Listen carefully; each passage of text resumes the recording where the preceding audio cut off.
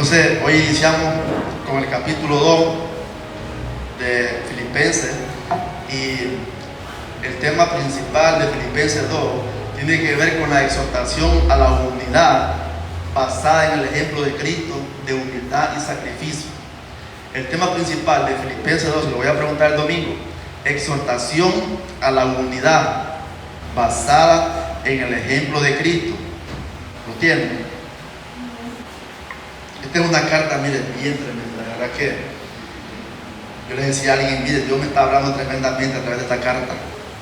Y yo estuve orando al Señor, ¿con qué carta inicio? Y Dios puso en mi corazón Filipenses, porque no había predicado nunca de Filipenses completo. Y de verdad que ha sido muy edificado.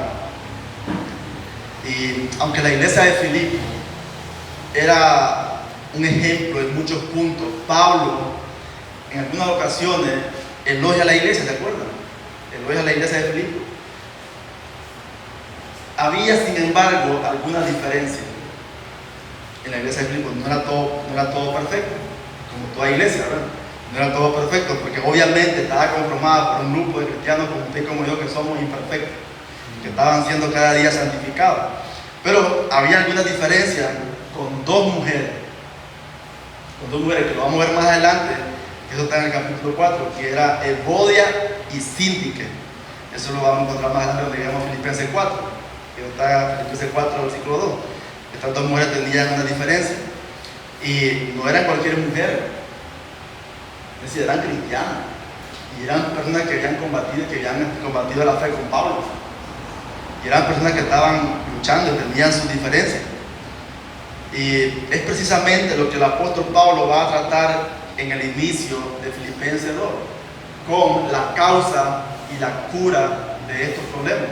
Amén. La causa y la cura de las contiendas es lo que va a decir Pablo. Y escuche, iniciamos en el versículo 1 de Filipenses 2. ¿Estamos ahí entonces?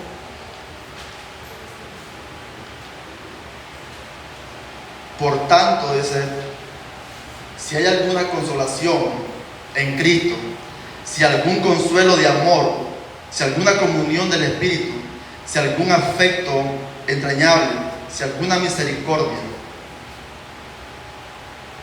completad mi gozo sintiendo lo mismo, teniendo el mismo amor, unánime, sintiendo una misma cosa.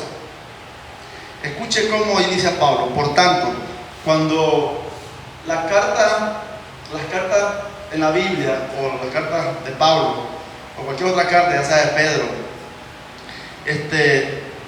inicia el capítulo 2 o cualquier capítulo, por tanto, recuerde que en aquel entonces las cartas no tenían capítulos, no se dividían por versículos, era un solo rollo, y se leía en la congregación toda la carta se leía. Entonces, cuando el por tanto está conectado con el versículo 27, ¿se acuerdan del capítulo 1 que decía Pablo? Solamente que se comporten como es digno el evangelio de Cristo, para que, o sea que yo vaya a verlo o que esté ausente, oiga de ustedes que están firmes en un mismo espíritu, combatiendo unánime por la fe del evangelio. Eso está en el 1.27, ¿verdad? Entonces iniciamos con el 2.1. Dice, por tanto, por esto que les he dicho anteriormente, si hay alguna consolación en Cristo, si algún consuelo de amor, si alguna comunión del Espíritu, si algún afecto entrañable, si alguna misericordia. Pablo inicia haciendo una pregunta retórica. ¿Qué es una pregunta retórica? Es que no se requiere respuesta porque es obvio, ¿verdad? O hay unas traducciones que lo dicen directamente. Ya que hay, lo dicen directamente, ya que hay comunión, ya que hay amor, ya que hay aliento en Cristo, ya que su amor nos consuela. Dice así, ¿verdad? Y Pablo menciona 5 verdades que cada cristiano ha experimentado en Cristo Jesús y que también deberíamos demostrar por otros hermanos. ¿Cuáles son las 5 verdades? Las acabamos de leer. ¿Qué dice Pablo? Ya que hay aliento, consolación, traducido tiene que ver con aliento o exhortar. Ya que hay aliento en Cristo, su amor nos consuela, tenemos comunión en el Espíritu Santo, afecto entrañable y hemos recibido toda misericordia, ¿sí o no? Entonces Pablo, todas estas cosas Dios las hace, pero también Dios las lleva a cabo a través de un hermano. ¿Cuántos acá hemos sido consolados en Cristo por otro hermano? Todos. ¿Cuántos acá hemos recibido amor cristiano de otro hermano? Todos. ¿Verdad? ¿Cuántos acá tenemos comunión, coinonía con los hermanos? Todos. Obviamente muchos hemos quedado para ir, por ejemplo, a almorzar a un lado, a esto, lo otro, pero todo se hace basado en la comunión y en el Espíritu Santo. Amén. Todo se hace porque somos cristianos. ¿Cuánto hemos sentido ese afecto entrañable que viene desde las entrañas? ¿Cuándo? Tiene que ser de un padre, de una madre o de Dios. Lo hemos sentido de parte de Dios, ¿sí o no? Usted ha escuchado a la gente que dice, bueno, siento mariposita cuando estoy enamorada. Viene de las entrañas. Entonces, ¿cuánto hemos recibido? ¿Cuánto hemos recibido eso? ¿Cuánto hemos recibido misericordia de parte de Dios, ya sea a través de un hermano también? Entonces, fíjense bien lo que dice Pablo. Pablo dice, si todo esto ustedes lo han experimentado, y lo han experimentado porque yo lo estoy viviendo. Mira, Pablo, fíjense bien, Pablo está preso. Pablo está encarcelado y Pablo está encadenado. Pablo no está libre. Y en aquel entonces poco le importaba a la guardia o a las autoridades que alguien muriera preso. No había derechos humanos como ahora, ¿no? Poco le importaba si moría ahí. Entonces Pablo estaba ahí, pero fíjese que en ningún momento se siente uno desalentado. En ningún momento Pablo se siente que Dios no lo ama más. En ningún momento Pablo se siente que no hay comunión entre él y el Espíritu Santo y los hermanos. No, tenemos comunión de ustedes allá y yo aquí. En ningún momento Pablo se siente que Dios dejó de tener misericordia sobre él, hacia él. ¿Verdad? Porque es lo que estamos leyendo. ¿Qué dice Pablo? Volvamos al versículo 1. Ya que hay consolación en Cristo, él se siente consolado en Cristo. Hay un consuelo de amor. Su amor me consuela. Tengo comunión con el Espíritu. Siento ese afecto entrañable de parte de Dios. Y siento su misericordia. Entonces Pablo en ningún momento se sintió que Dios lo había abandonado. En ningún momento. ¿Se da cuenta de eso? Al contrario, Pablo afirma, ya que hay de parte de Dios estas 5 verdades, completar mi gozo. Ya que existe ese amor, ya que hay esa coinonía, ya que hay esa comunión, ya que hay ese consuelo de parte de Dios. ¿Qué dice Pablo después? Completen mi gozo, versículo 2. Completar mi gozo. ¿Cómo, Pablo? ¿Cómo vamos a completar ese gozo?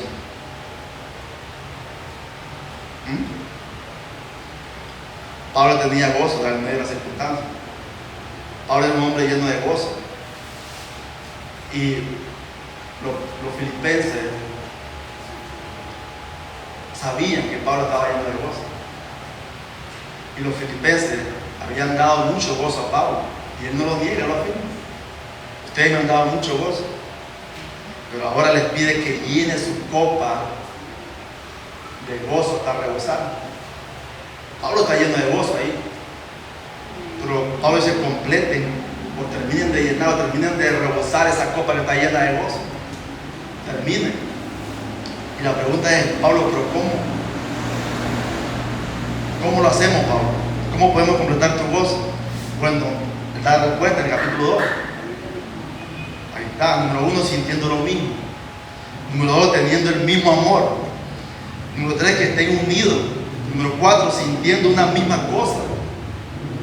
Así ustedes van a completar mi gozo y mi copa estará rebosando de gozo, dice Pablo. Cuando yo me dé cuenta que ustedes están sintiendo lo mismo. ¿Qué es sentir lo mismo? Tener la mente de Cristo. Cuando yo me dé cuenta que están teniendo el mismo amor. ¿A qué amor se refiere Pablo? Con el mismo amor que Cristo los amó a ellos. Que de esa misma forma ellos se amen. Que estén unidos, sintiendo una misma cosa. Pregunto, ¿esto significa que todos los cristianos van a ser uniformes? ¿Van a pensar lo mismo? No, ¿verdad? No van a pensar lo mismo. No van a actuar de la misma manera tampoco. Porque si no, la Biblia no dijera, mire, sopórtense unos a otros.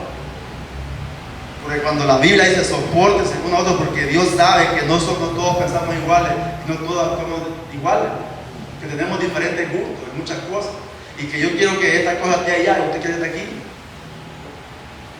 ¿Sí o no? Entonces, pero la Biblia dice sopórtense porque no todos somos iguales. Entonces no significa que usted va a pensar como yo pienso, usted se va a vestir como yo me visto. No significa eso. Y que usted tiene que comer lo que yo como. No, ¿verdad? Usted pone sus reglas en su casa. Yo no puedo influir en eso. Los pastores pueden aconsejar, pero usted toma su decisión. ¿Sí o no? Los pastores aconsejan, dirigen, corrigen, pero al final quien toma la decisión y quien decide cómo lleva su hogar es uno. Entonces, es evidente que en muchas cosas menores no vamos a estar de acuerdo. Escucha lo que digo. Es evidente que en muchas cosas que menores no vamos a estar de acuerdo. ¿Por qué digo la palabra menores? Porque hay cosas mayores que sí tenemos que estar de acuerdo. Hay cosas mayores que sí o sí tenemos que estar de acuerdo. Y esto es lo que dice Pablo: piensen lo mismo, tengan el mismo amor, estén unidos en esas cosas que tienen en común, que es lo que dice el apóstol Pablo en Efesios capítulo 4, ¿verdad?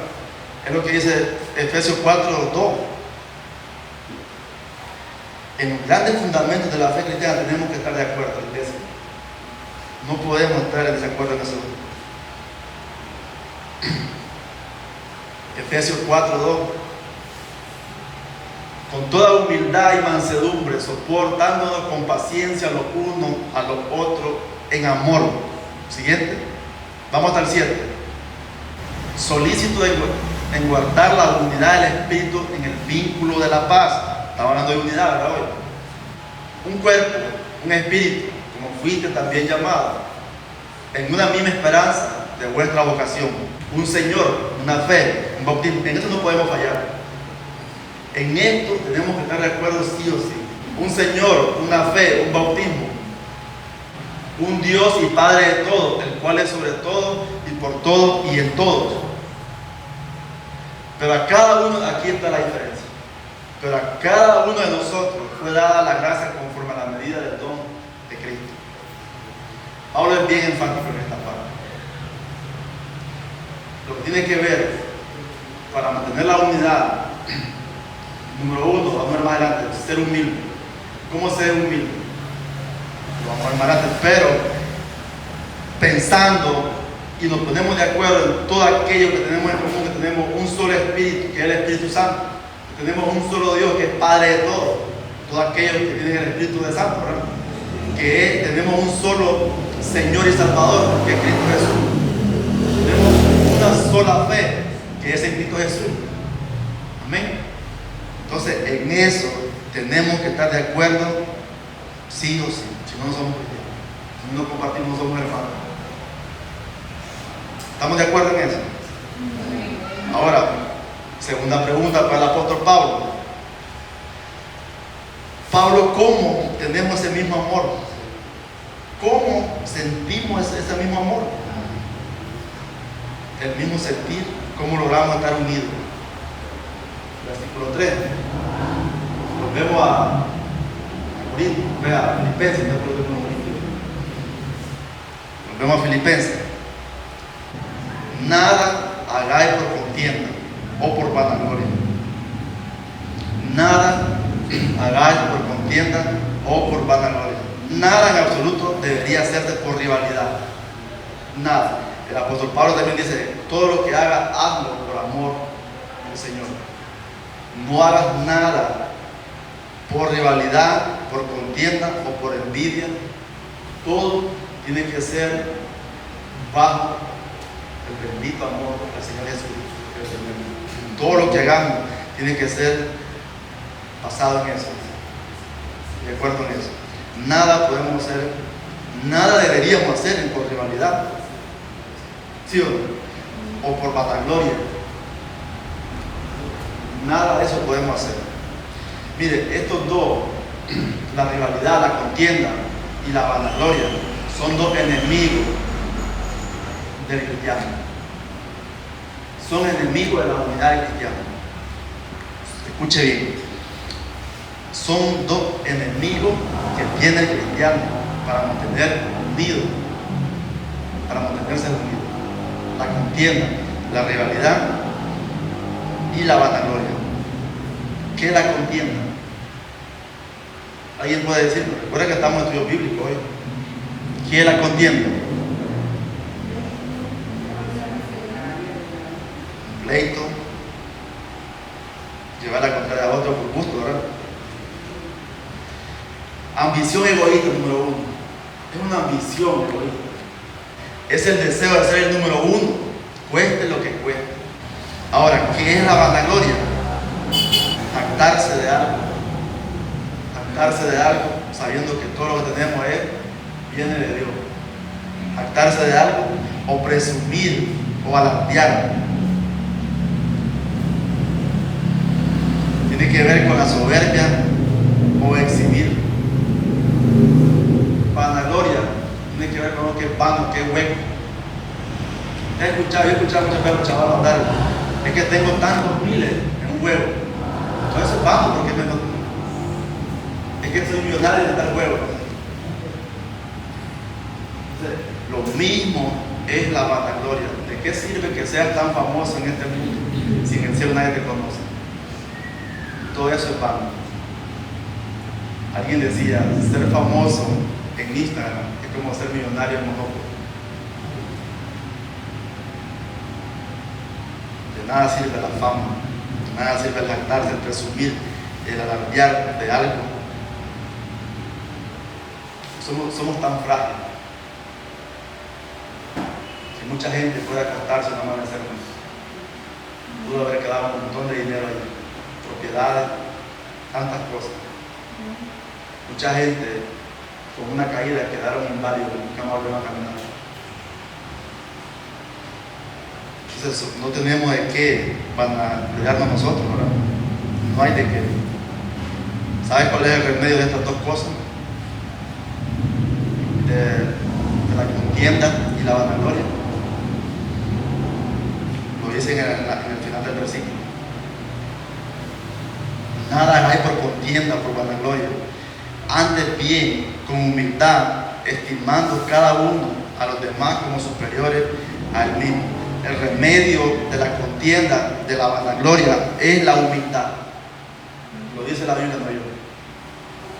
El remedio de la vanagloria, de la rivalidad o de la contienda es la humildad. Ese es el remedio de todas estas cosas. ¿Y qué es la humildad? Ahí lo está diciendo Pablo.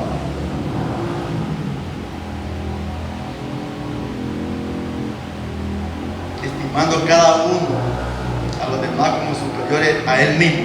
Ahora pregunto, ya de una sola lo digo, esto no significa que debemos tener una autoestima inferior a otro hermano. Para nada. Pablo no quiere decir eso, sino que te ayuda, que al momento que tú te creas más que otro, esto te ayuda a no verte mejor que otro ni de más valor que otro, porque te mantiene humilde al ver a otro igual que tú. Que en Cristo Jesús son iguales, que ya no hay griego, ni judío, ni gentil, ni moreno, ni blanco, ni gordo, ni blanco. Todos son creación y pueblo escogido, linaje por él. Entonces no es que yo me voy a sentir menos que alguien, pero a la hora de tratar a alguien tengo que verlo igual que tú. Si él tiene derecho, si yo tengo derecho, también él tiene derecho, ¿sí o no? Si yo tengo necesidad, también mi hermano tiene necesidad. Amén. El problema es que muchas veces hemos confundido la humildad con la pobreza, o con el no tener algo, o con el, no sé, muchas veces, pero bueno, Yo puedo comprarme un pobre con cosas materiales, pero rico en Cristo Jesús. Pero he sido un pobre orgulloso. Entonces no tiene que ver nada con dinero. Porque hay mucha gente que tiene mucho dinero y son humildes. Hay mucha gente que es pobre y son soberbios. Hay mucha gente que son pobres y cuando agarran el dinero sacó al lo que era. No soberbio, ¿verdad? Entonces no tiene nada que ver con esto. Fíjense que el versículo 4 lo dice mejor con respecto a esto. Dice el 4: no mirando cada uno por lo suyo propio, sino cada cual también por lo de los otros.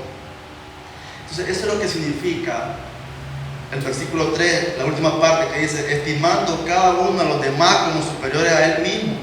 Y después Pablo lo aclara bien. ¿Cómo, Pablo? No mirando cada uno por lo suyo propio, sino cada cual también por lo de los otros.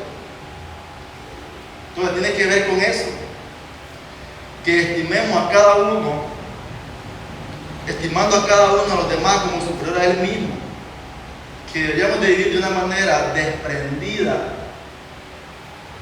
enfocado no solo en nuestros intereses, sino en los intereses de los demás.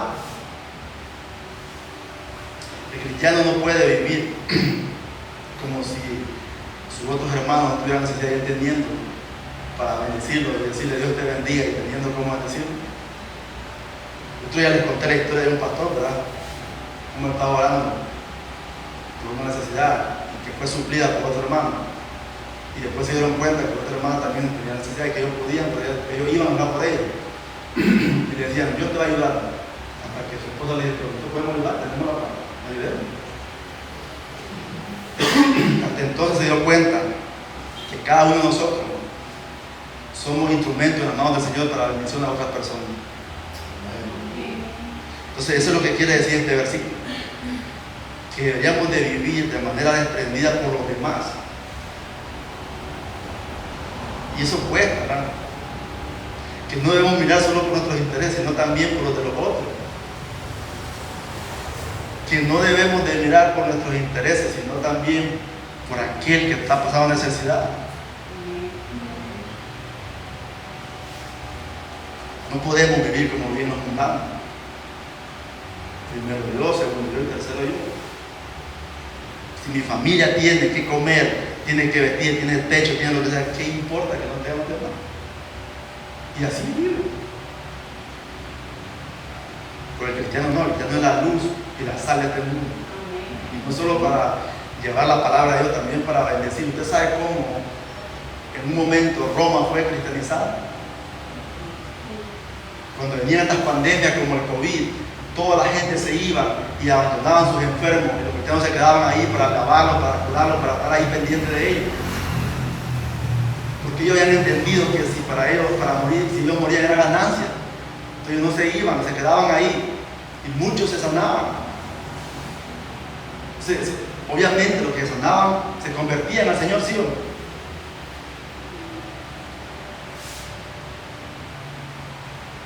Obviamente hoy en día huimos. Hoy en día nos hacemos los tontos cuando tenemos una necesidad. Y otras veces no sabemos, porque muchas veces el cristiano se ha vuelto orgulloso al no comentar su necesidad hoy en día. Le da igual. Se le olvida que fuiste puesto en una comunidad de cristianos para que sea bendecido por sus talentos, por sus dones, por lo que tiene, por sus recursos también. Se nos olvida eso. Y vamos ir viendo. Mire, es fácil leer esta exhortación, pero otra muy distinta es reflexionar sobre ella, analizarla, apreciar lo que significa esto y ponerla en práctica. Es fácil leerla en la palabra de Dios, esta exhortación. Lo difícil es, y muy difícil es apreciarla. Poco apreciamos esto. Y hay otra cosa mayor, poco o muy poco lo ponen en práctica. Lo ponemos en práctica. Muy poco ponemos en práctica. Miren que en una carta de 4 capítulos hay una verdad tan grande. Muchos le llaman como el centro de la Biblia. Lo estamos leyendo hoy. No todos lo llaman, no todos los teólogos, pero hay teólogos que llaman como el centro de la Biblia. Porque estamos viendo de algo que para qué fuimos llamados, para servir. ¿Sí o no? No fuimos llamados para vivir como ser ahí aislados, solos. Primero yo, segundo yo, porque si yo tengo me vale todo. No. Yo le preguntaba a alguien ayer, ¿para qué sirve el serrucho? Para clavar, para cortar. Entendiendo para qué está en este mundo. Para servir. Para servir a quién, a Dios. A Dios, ¿sí o no? Estamos para servir a Dios, pero ¿cómo servimos a Dios? Viendo al hermano también. Cuando tú sirves a un hermano, estás sirviendo a Dios. Porque Dios quizás no requiere tu grano de flor, pero tal vez el que no tiene dolor, sí lo quiere. Me viste desnudo y no me vestiste, pero ¿cómo te vimos, Señor? Me viste hambriento, pero ¿cómo? Nunca te vi, Señor. Claro que me viste hambriento. Esto es totalmente extraño a la mente humana, ¿verdad? Que pongamos primero los intereses del otro que de nosotros. Es extraño y no cabe en nuestra mente. ¿Cómo es posible si yo estoy lleno de problemas, yo tengo esto, lo otro? Yo voy a estar pensando en otro tipo. Si no puedo ni con los míos, puedo decir. ¿Cómo es posible que yo voy a estar pensando en la necesidad de fulano cuando yo ni yo puedo suplir la mía? Job fue bendecido cuando empezó a ver los intereses de sus amigos. ¿Sí o no? Y Job no tenía nada que ofrecer a sus amigos. Lleno de llagas, pobre, aún hasta los niños ni lo respetaban ya. Pero hasta que empezó a orar por sus amigos, entonces el Señor empezó a bendecirlo, a curarlo y a multiplicarle de una manera sobrenatural. ¿Qué significa eso? Muchas veces Dios no bendice al cristiano porque el cristiano está enfocado en el yo, y no se desprende del yo. Mira, Señor, esto me falta, mira, Señor, lo otro. Y no te da tiempo por estar enfocado en eso, en ver las necesidades de otros, que tal vez tienen peores necesidades que las tuyas, o mayores necesidades que las tuyas. ¿Sí o no? Tenemos que orar para que Dios nos dé esas vistas espirituales de ver las necesidades de otros, esa gracia que nos dé para ver las necesidades que tienen otros. Es totalmente extraño esto, ¿verdad? Para el cristiano de hoy en día. Para Pablo no era extraño esto. No mirando cada uno por lo suyo propio, sino cada cual también por lo de los otros. Y mi exhortación es esa, que nosotros empecemos. Yo sé que muchos lo hacen, quizás todos lo hacemos, pero si lo podemos hacer mejor, hagámoslo. Porque muchos pueden decir, pero un ejemplo, ¿yo por qué puedo orar por la finanza de otros si yo no tengo mi finanza tan mala? Empieza a orar por otros. Mira Job como no tenía nada, no empezó a decir a sus amigos, no tenía nada que ofrecer. Empecemos a orar por aquella necesidad que tienen otros. Ahora Pablo nos da en el versículo 5 un mandato para poder vivir todo lo anterior. Haya pues en vosotros este sentir que hubo también en Cristo Jesús, el cual siendo en forma de Dios no estimó el ser igual a Dios como cosa que aferrarse, sino que se despojó a sí mismo tomando forma de siervo, hecho semejante a los hombres, y estando en la condición de hombre se humilló a sí mismo, haciéndose obediente hasta la muerte y muerte de cruz. Pablo da un mandato acá. Tienen que pensar como Cristo piensa. Tienen que tener la actitud que tuvo Jesús. Y esto no es una exhortación, esto es un mandato. Escuchen, haya pues que exista. Tiene que sí o sí, tiene que pasar esto. Tienen que pensar del modo que piensa Cristo. Tienen que tener la misma actitud que tuvo Cristo. ¿Y cuál fue esa actitud? Que Jesús, siendo igual a Dios en todo sentido, no se aferró a eso.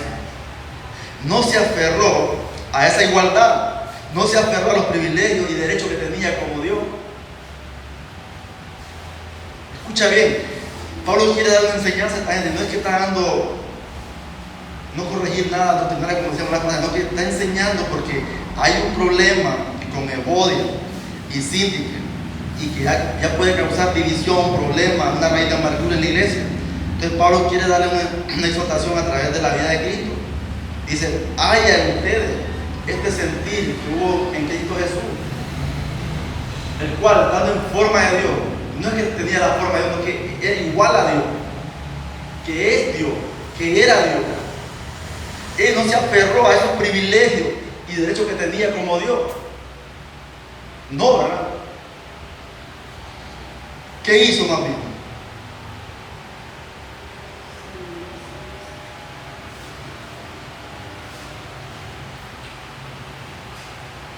No estimó el ser igual a Dios como cosa que aferrarse. Y aquí inicia la encarnación. Inicia con Jesús renunciando a esa gloria que tenía con su Padre. Jesús renunciando a la gloria que tenía con el Padre. No se aferró a esa gloria. Se despojó de esa gloria. Se despojó de todo privilegio que tenía como Dios. Se despojó. Escuche Juan 17:5. Juan capítulo 17, versículo 5. Ahora, Padre, glorifícame tú al lado tuyo con aquella gloria que tuve contigo. Tuve el tiempo pasado, ¿verdad?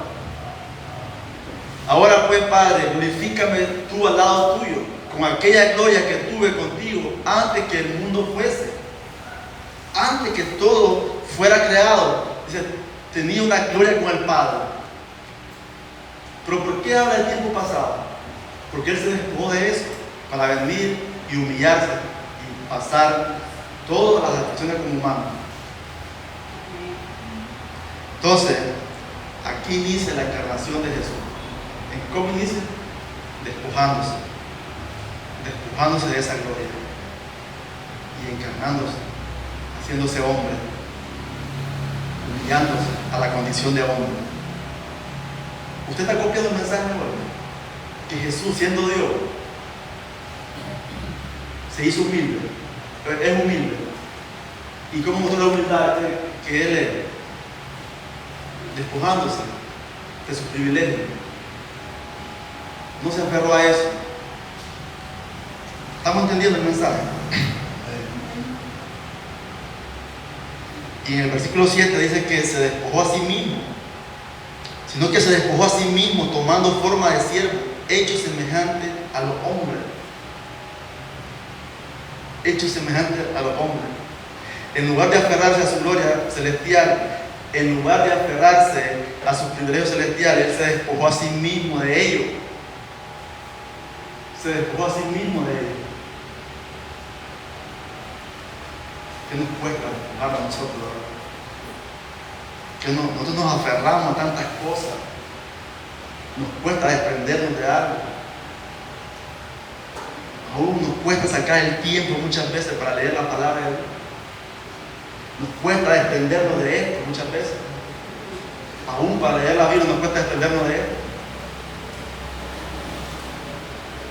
Nos preguntábamos el domingo si pusiéramos nosotros, para mí el vivir es esto. Y el vivir no es Cristo. Entonces nos cuesta desprendernos de estas cositas tan insignificantes. Y Jesús no le costó desprenderse, despojarse de algo tan glorioso que disfrutaba de esa gloria con su Padre. Y mira cómo Jesús alegremente, ya cuando está a punto de marcharse de este mundo, dice, ahora Padre, glorifícame tú al lado tuyo con aquella gloria que tuve contigo antes que el mundo fuera, con aquella gloria que tuve contigo. Qué tremendo, ¿no?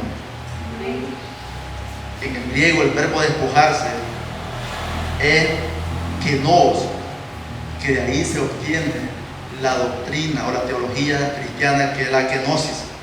¿Sabe qué es la kenosis? ¿Ha escuchado esa doctrina, la kenosis? ¿No la hemos escuchado? que es el vaciamiento de la propia voluntad para llegar a ser la voluntad del Padre. Él se vació, Jesús se vació de todo lo que él podía reclamar sus derechos. No, yo soy Dios. No manda un ángel.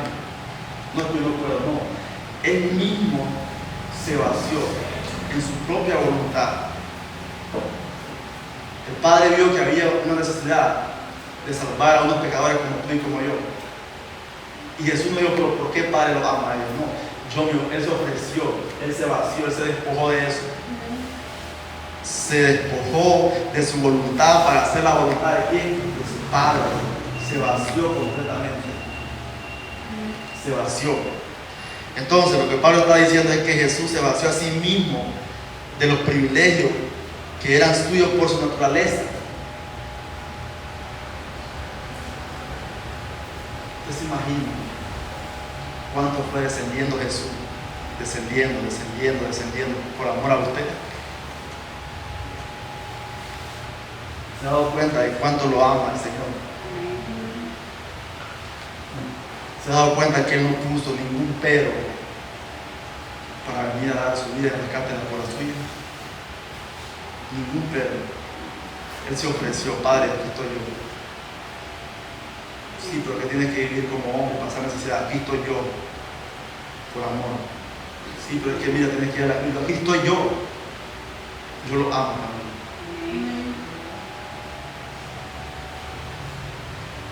Mira con cuánto amor te ama el Señor. Mira la calidad de amor. ¿Quién estaría dispuesto a entregar a su hijo por un pecador? Que levante la mano primero para regañarlo. Nadie aquí creo que estaría dispuesto de poner a su hijo de 13, 15 añitos, 2 años, 3 años por un vil pecador. ¿Para que nadie lo haría? Que se muera, que se vaya al infierno por más. Jesús no lo. Él se vació a sí mismo por beneficio, por beneficiar a otros. Él no se aferró a nada de eso, a todos esos privilegios que tenía como Dios. No se aferró. Ahora, cuando Pablo dice que se despojó a sí mismo, no es que se despojó de su deidad, ¿no? Porque muchos creen, o no muchos, algunos, cierto grupo que no ven a Jesús como Dios, creen eso. En ningún momento la naturaleza de Cristo, su deidad, fue interrumpida por su humanidad, porque Él fue 100% hombre y 100% Dios, ¿sí o no? Entonces, cuando dice que se despojó a sí mismo, no significa que se despojó de su deidad. En ningún momento Él dijo, cuando estuvo en la tierra, que dejó eso. Mira, yo era Dios antes. No dijo nada de eso. En el principio era el verbo, y el verbo era Dios. Y el verbo habitó entre los hombres. En ningún momento Jesús le dijo a alguien, mira, yo antes era Dios, ahora ya no soy Dios. Él siempre, Él es y siempre será Dios. Jesús es Dios. Él es igual a Dios de importante y no es menos importante que Dios. El Padre y yo somos uno. Y si me has visto a mí, has visto al Padre. Qué tremendo esto. ¿Te has dado cuenta quién es Él? ¿Te has dado cuenta quién murió por ti? ¿Entiendes la magnitud de lo que ha pasado en tu vida? ¿Entiendes que quién vive dentro de ti? ¿Entendemos estas cosas? Incluso cuando Jesús estuvo en la tierra como hombre, su deidad no se vio afectada, ya lo dijimos. Mateo capítulo 17 registra, Mateo 17:2, usted lo puede leer del 1 al 2, al 3, al 4. Mateo registra que Jesús dejó a un lado su carne y se transfiguró. Mateo 17, versículo 2. Y se transfiguró delante de ellos y resplandeció su rostro como el sol y sus vestidos se hicieron blancos como la luz. Escuche qué tremendo. ¿Quién hace esto? Solo Dios, ¿sí o no? Dije que Él mismo se transfiguró. Lo que quiero mostrar es que la deidad de Cristo no fue afectada. Se transfiguró y resplandeció su rostro como el sol. Y más adelante, usted lo puede leer, no lo ponga a tomar, usted lo puede leer, que los discípulos que andaban con él, que llevó Pedro, Jacobo y Juan, tuvieron temor. Tuvieron temor. Pero no porque Jesús los haya asustado, sino por su gloria, ¿verdad? Por su santidad. Tuvieron temor.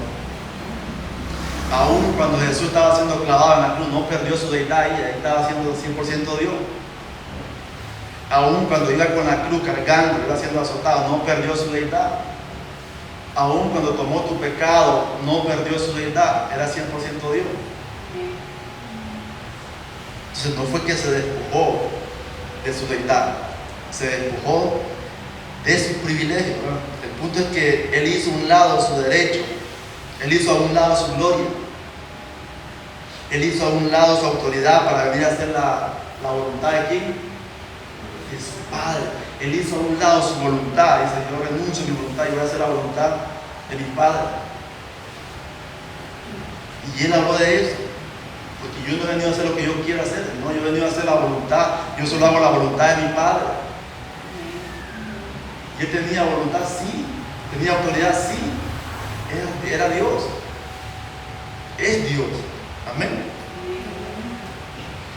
Él autolimitó algunas veces su omnisciencia cuando dijo: mira, no sé el día de mi venida, no lo sé, porque solo Dios, ni los ángeles, ni aún el Hijo saben, pero Él era Dios,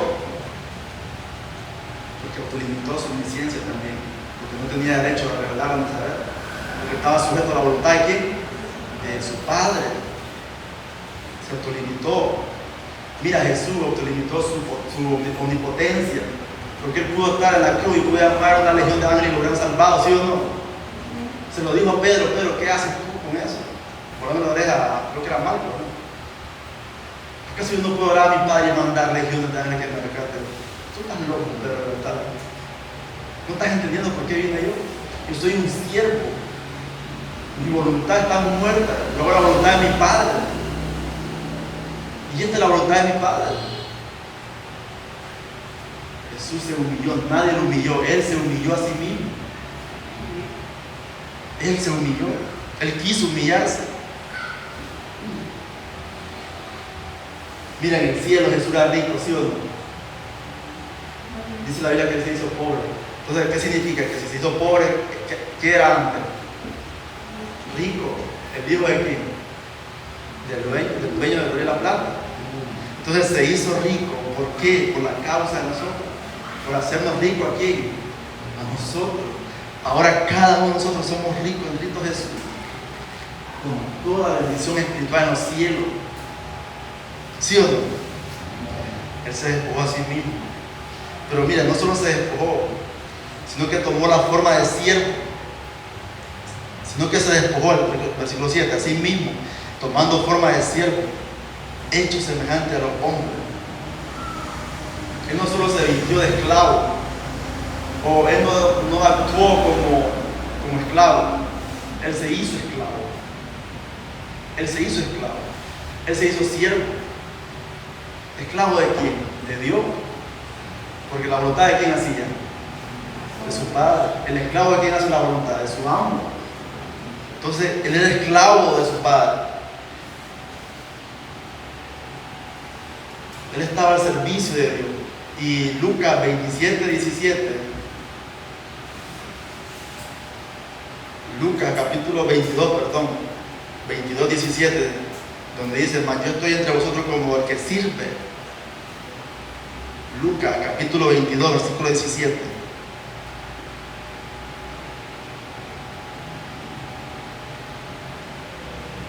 Creo que lo tomé, lo copié mal.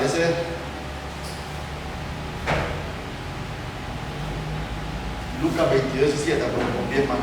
Si alguien lo puede buscar rápido con su tecnología. Y es donde dice: mas yo estoy entre vosotros como el que sirve. ¿Se acuerdan cuando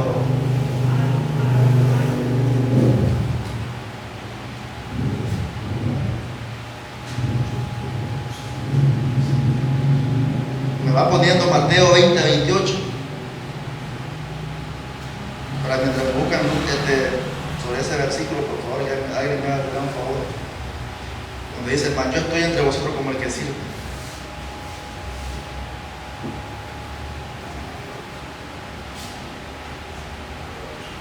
Hace un momento. Póngame Mateo 20, 28. Mateo 20, 28. Cuando encuentren ese, me lo dicen.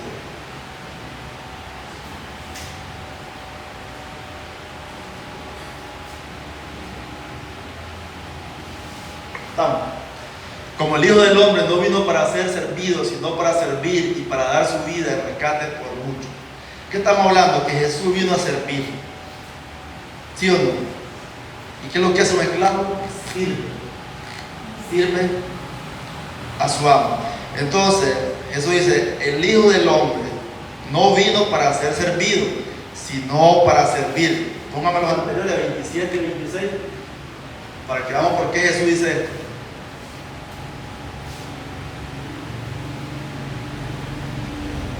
Mas entre vosotros no será así, sino que el que quiera hacerse grande entre vosotros será vuestro servidor. El 27. Y el que quiera ser el primero entre vosotros será vuestro siervo. Y después dice, porque el Hijo del Hombre no vino a ser servido. Escuchen qué dice Jesús. Mira, ustedes están buscando ser el primero, ustedes están buscando que les sirva. Y a quien deberían de servirle, Él no vino a servir, no vino a ser servido, no a servir. Si yo siendo el Hijo de Dios, si yo siendo Dios, no he venido para que me sirva, sino que he venido a servir. ¿Ustedes qué están haciendo? Pues Héctor, vamos para allá, Lucas 22, 27. Porque ¿cuál es el mayor? ¿El que se sienta a la mesa o el que sirve? Eso es una pregunta acá. ¿Cuál es el mayor? ¿El que se sienta a la mesa o el que sirve? Para ustedes, ¿cuál es el mayor?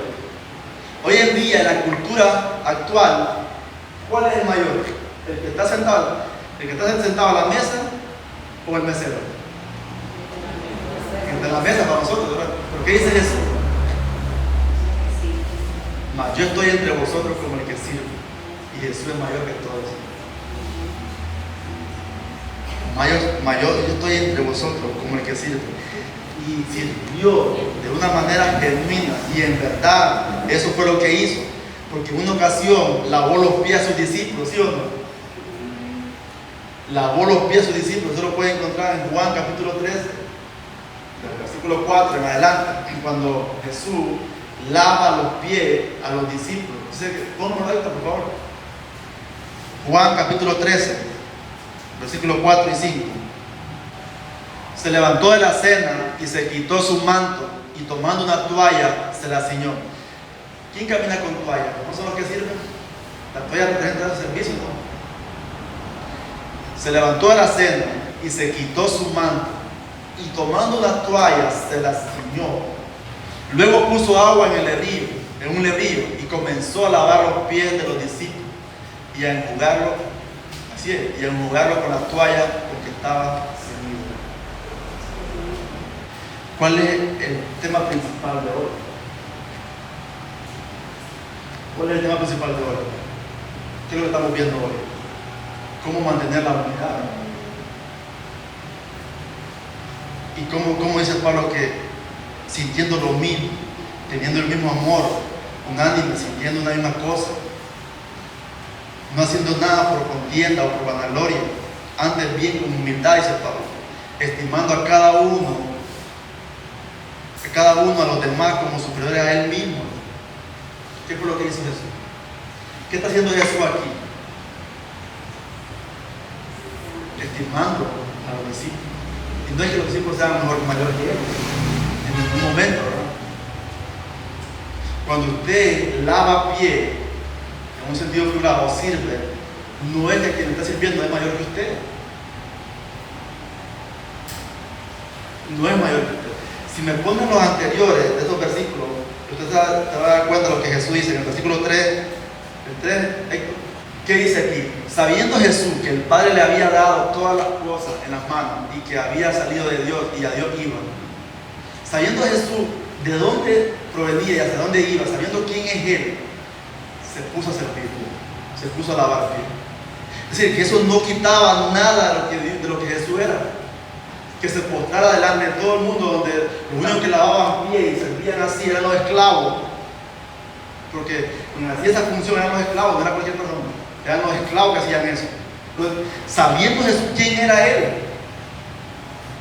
sabía que a la hora de hacer eso no le iba a afectar en nada su identidad. Al contrario, el que sirve será el más grande, será enaltecido en los cielos.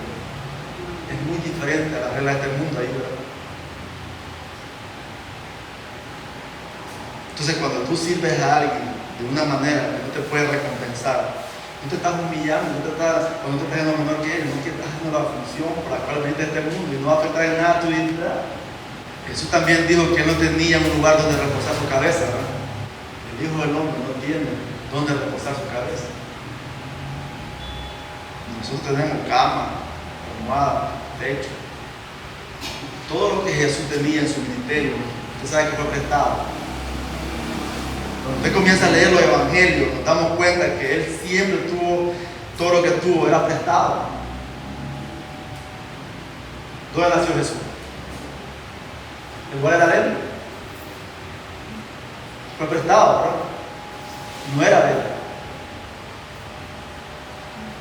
¿Dónde se quedaba Jesús? ¿En casa de quién? A veces. ¿En casa de Pedro, sí o no? ¿Era su casa? No. No tenía casa. ¿Tuvo que prestar un lugar para reposar su cabeza? Sí. ¿Tuvo que prestar un pollino para entrar a Jerusalén? Sí, lo prestó. ¿Tuvo que prestar una barca para navegar? La prestó. ¿Qué más hizo eso? ¿Tuvo que prestar un lugar para celebrar la Pascua? ¿Sí o no? El Hijo del Hombre no tiene que prestar su cabeza. Jesús se hizo pobre para que en su pobreza cada uno de nosotros seamos enriquecidos.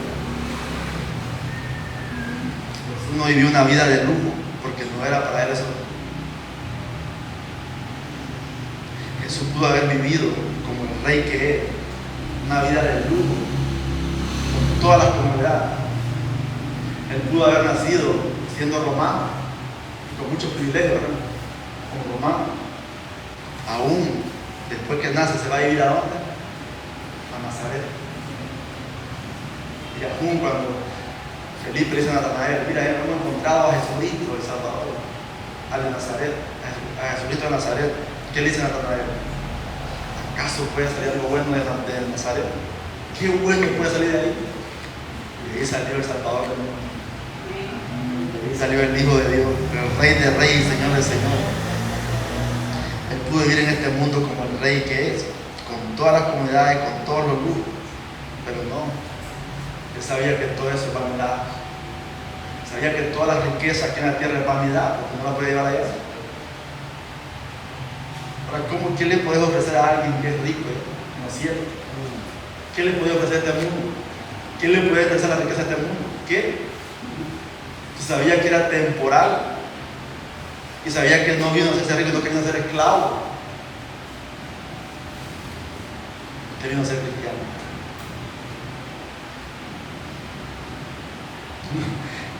La Biblia no está en contra que tengamos casa, que tengamos lo que tengamos. Pero sí está a favor que eso sea como secundario. Primeramente el reino de Dios. Primeramente el reino de Dios. Enfocado en el reino de Dios.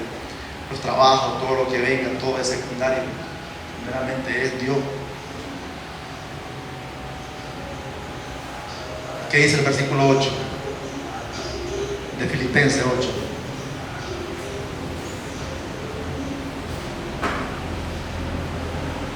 Mira, ya convertido en hombre, en Filipenses 2:8, ya convertido en hombre, Él nos dijo, bueno, ya me humillé demasiado, ya hasta aquí llego. No, ¿qué más dijo? Y estando en la condición de hombre, se humilló más, haciéndose obediente hasta la muerte y muerte de cruz. Jesús fue descendiendo hasta lo más bajo. Tanto así como morir como un vil pecador. Porque ya sabemos para quién era la cruz, ¿verdad? No se debe decirlo de nuevo. Ya sabemos para quién estaba hecha la cruz, ¿verdad? ¿Para quién está la silla eléctrica de Dios?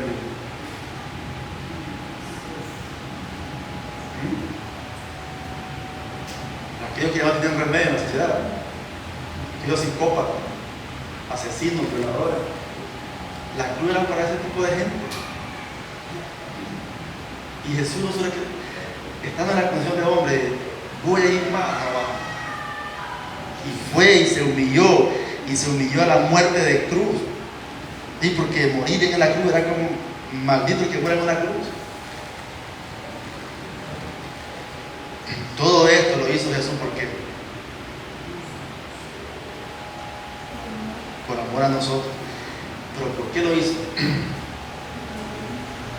Esencialmente, el tema que estamos viendo, para unirnos a quién, para reconciliarnos con quién. Entonces, eso es lo que está combatiendo el apóstol Pablo, el problema que está pasando en la iglesia de Filipos con estas dos mujeres, y lo vamos a adelantar en el capítulo 4, versículo 2. Capítulo 4 de Filipenses, versículo 2, para que entendamos qué es lo que está diciendo Pablo. Ruego a Evodia y a Síntique que sean de un mismo sentir en el Señor. Escucha bien. Ruego a estas dos mujeres que sean de un mismo sentir en el Señor.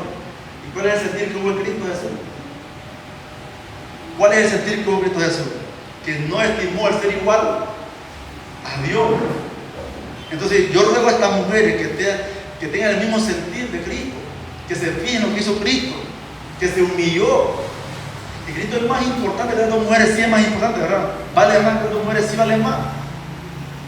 Ahora estas dos mujeres en pleito estaban ahí. Y usted, acuérdese que las cartas eran leídas en público. Usted se imagina cuando empezaron a leer la carta y dijeron, ruego a Evodia, y se quedaron viendo ellas dos.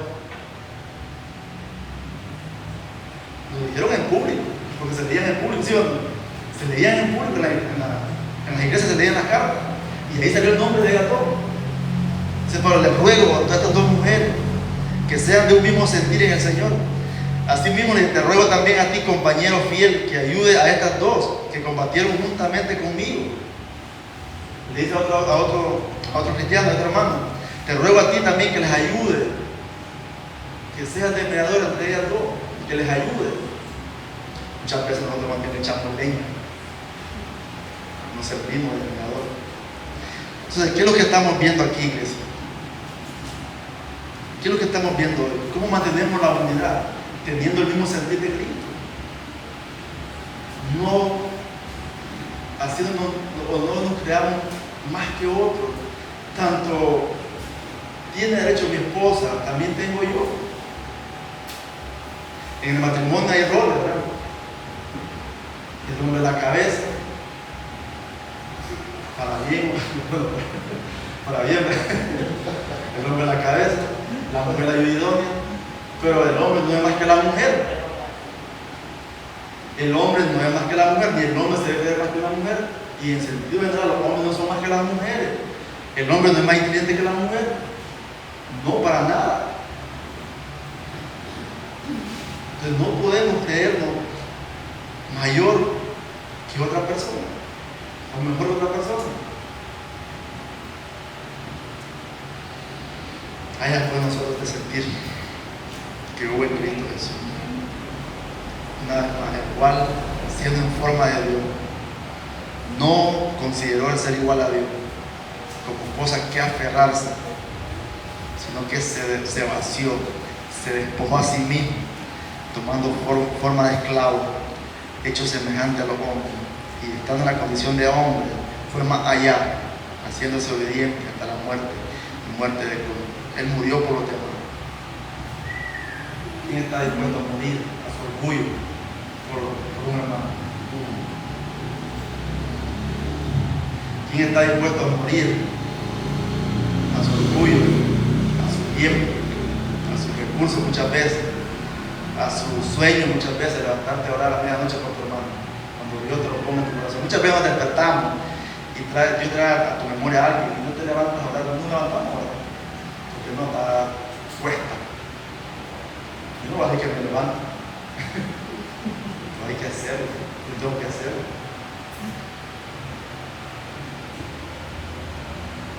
Seamos sinceros. Cuando se va a acostar, ¿cuánto dan aquí? 4, 8, 10, 12, 13, 14. Oran por nombre y apellido, porque estamos acá ahorita. Hágalo, por favor. Hágalo. Es importante que nos llevemos a oración. De verdad, yo trato de hacerlo siempre.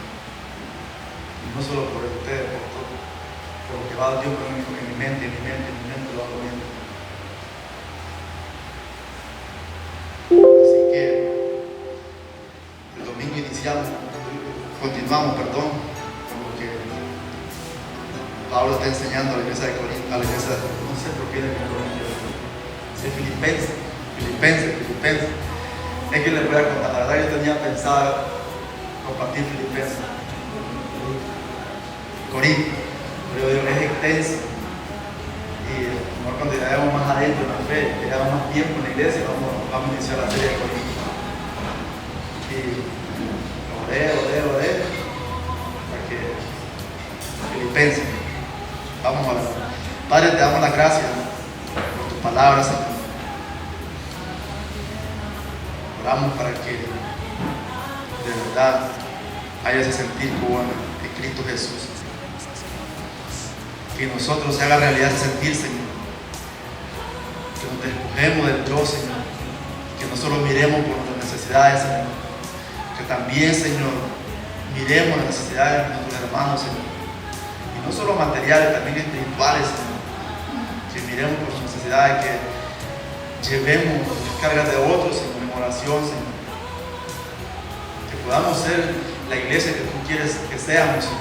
Aquella iglesia que se amen uno a otro a pesar de las diferencias, a pesar de las imperfecciones que tenemos, cómo pensemos, cómo actuemos. Que podamos morir, Señor. Que podamos renunciar muchas veces a nuestro orgullo, a nuestro ego, Señor. Que podamos renunciar a la contienda, a la vanagloria, Señor. Que podamos ser de un mismo sentir, Señor. Una mente en Cristo Jesús. Oramos, Señor, para que también podamos movernos, elevar un consuelo, palabras de ánimo, hijos que están pasando necesidades, que sean espirituales, materiales, que pedimos que seas tú proveyendo como lo has hecho, nosotros lo vamos a hacer eso, Señor. Seas tú supliendo, Señor, cada necesidad, Señor. Oramos, Señor, por la esposa de nuestro hermano Antonio, Señor. Fátima, Señor. Seas tú, Señor, tu poder, tu voluntad ahí en ella, Señor. Oramos por su corazón para que ella en ese proceso pueda purificarte, Señor. Que en ese proceso pueda buscarte, Señor. Que en medio de su proceso, Señor, pueda alabarte, Señor. No es fácil, pero tu gracia que sea con ella, Señor. Por Erika, Señor. Oramos, Señor, para que podamos orar también por la Erika, Señor. Padre, que nos quitemos, Señor, toda pereza, todo orgullo, Señor, toda flojera, Señor, todo lo que no tengo tiempo, que salga eso de nuestro vocabulario, Señor. Que hagamos tiempo para eso, Señor. Esta vida es corta, Señor, pronto nos encontraremos contigo, Señor. Quizás nos vamos a lamentar por aquello que no hicimos, Señor. Vamos a aprender de ti, Señor, que viniste a servir, Señor, y no a ser servido, Señor. Vamos nosotros mismos, Señor, poder servir en tu iglesia, Señor. Que lo hagamos, Señor, para ti, no para un hombre o para una mujer, Señor. Que lo hagamos con un corazón genuino para ti, Señor. Llévanos también a nuestros lugares, Señor. Te lo pedimos en el nombre de Jesús. Amén y amén.